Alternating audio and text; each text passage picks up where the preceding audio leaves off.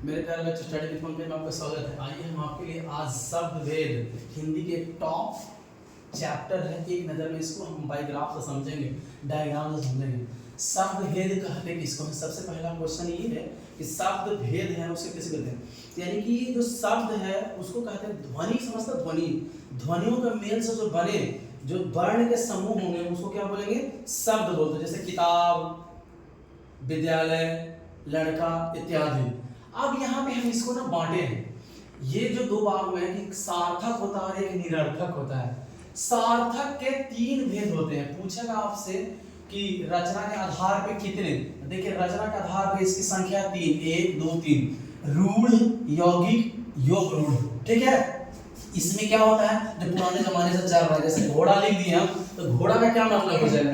कुछ भी नहीं, घो अलग है, रा अलग है, कुछ नहीं। यहाँ पे होगा क्या कि जिसका कोई अर्थ निकलता हो, और यहाँ पे वो वाला अर्थ जो किसी और को छोड़ता हो, जैसे नीलांबर लिख दिए, पीतांबर लिख दिए। ठीक है ना? फिर उसी के प्रकार से रचना के साथ आइए उत्पत्ति के आधार पर। देखिए, उत्पत्ति के आधार पर 4 होता है मेरे भाई। ये संस्कृत रह जाएगा, ये उत्पन्न हो जाएगा, विदेश है, और ये सबके मिक्सचर रहेगा।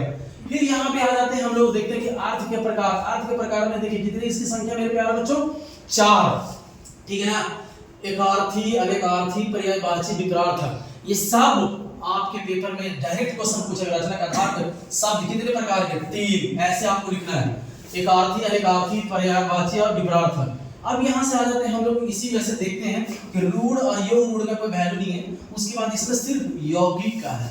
यौगिक कहते किसको है?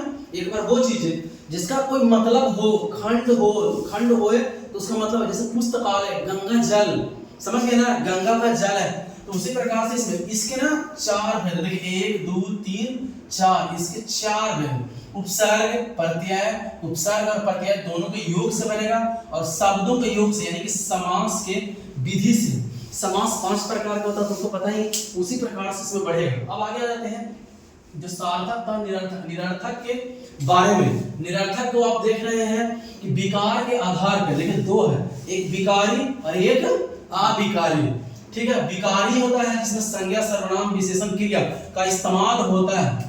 ठीक है, यहाँ पे है अविकारी, क्रिया विशेषण, संबंध बोधक, समुच्चय बोधक, विस्मय आदि बोधक। इस सब एक्सक्लेमेशन यानी कि कहने का सब साइन है, इसमें देखा जाएगा। अगर आपको लगता है कि इसकी पूरी वीडियोस आपको चाहिए जानना है तो आप आईटीएस इंस्टीट्यूट को ज्वाइन कर सकते हैं, या हमारा एक नंबर है 8295042388।